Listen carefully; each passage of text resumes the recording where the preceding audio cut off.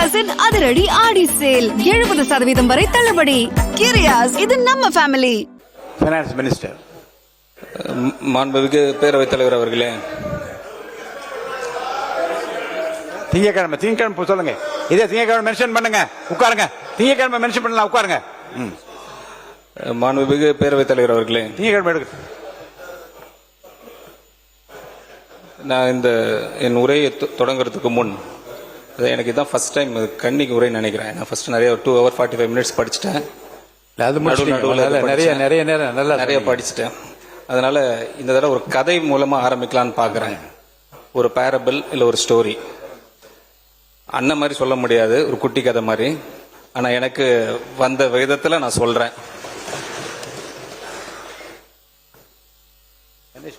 அடுத்த இந்த தேசத்தை ஆளப்போவது யார் என்று ஒரு போட்டியை வைத்திருக்கிறார்கள் ஒரு பெரியவர். அதுக்கு நிறைய இளைஞர்களை இன்வைட் பண்ணியிருக்காங்க.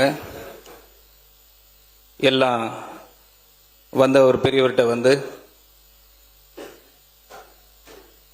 விதிமுறைகள்லாம் கேட்ட பிறகு அந்த பெரியவர் எல்லாருக்கும் ஒரு விதையை கொடுத்தார். விதையை கொடுத்துட்டு நீங்க ஒரு 3 மாதம் கழித்து இந்த விதையை நல்லா வளர்த்துட்டு பிளான்ஸா நல்ல பூகளா வளர்த்துட்டு நீங்க வாங்கன்னு அமைச்சிட்டு இருக்காரு. 3 மாசம் முடிஞ்சு அந்த எல்லா இளைஞர்களும் வந்தாங்க. நல்ல செடியெல்லாம் நல்லா வளர்ந்து பூக்கள்லாம் நல்லா வளர்ந்து அந்த பெரியவர்கிட்ட வந்து நின்னாங்க. ஆனா ஒருத்தர் மட்டும் ஒண்ணுமே அந்த வளர முடியாத நிலையில அந்த பாட்டை கொண்டு வந்து கொடுக்கிறாரு. அதை பார்த்து நிறைய பேர் சிரிக்கிறாங்க, நகைக்கிறாங்க. அப்போ வந்து அந்த பெரியவர் சொல்றாரு, இவர் தான் வெற்றி பெற்றார் என்று சொல்றாரு. அப்ப எல்லாருக்கும் ஒரு பெரிய கேள்விக்குறியா இருக்கு. இது எப்படி சாத்தியம்? நாங்க எல்லாம் வளர்த்து கொண்டு வந்திருக்கிறோம்.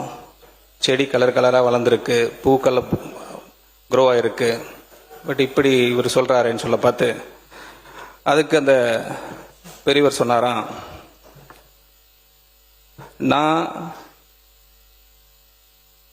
விதை கொடுத்தது வந்து வேக வச்ச விதை. அது ஒரு நாளும் முளைக்கவே முளைக்காது. வெற்றி அடைவதற்காக பொய் சொல்லாம நேர்மையாக வந்த இவர்தான் நாங்கள் தேர்வு செய்கிறோம் என்று சொன்னாராம். வெற்றி அடைவதற்காக பொய் சொல்லாம குறுக்கு வழியை கடைப்பிடிக்காம நேர்மையாக இருந்தால் எல்லாம் இங்கே சாத்தியம் என்பதற்கு எங்க தலைவரை சாட்சி. பொய் என்ற வார்த்தைக்கு பேர் உண்மைக்கு மாறான என்ற வார்த்தை சேர்த்து. ஓகே, உண்மைக்கு மாறாம.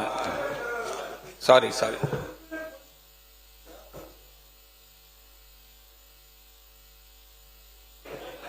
மைக் கொடுங்க. மாண்பு உறுப்பினர்.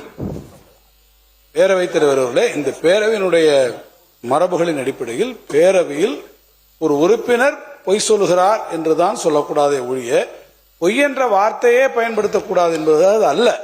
அப்படி என்றால் இங்க இருக்கக்கூடிய தெய்வப்புலவர் திருவள்ளுவர் சொல்லியிருக்கிறது போல பொய்மையும் வாய்மை எடுத்த புரைதீர்ந்த நன்மை பயக்குமின் ஒரு குரலை நான் சொல்றேன்னா இதுல பொய் என்ற வார்த்தை ஒண்ணு எடுங்கன்னு சொல்ல முடியுமா? இல்ல.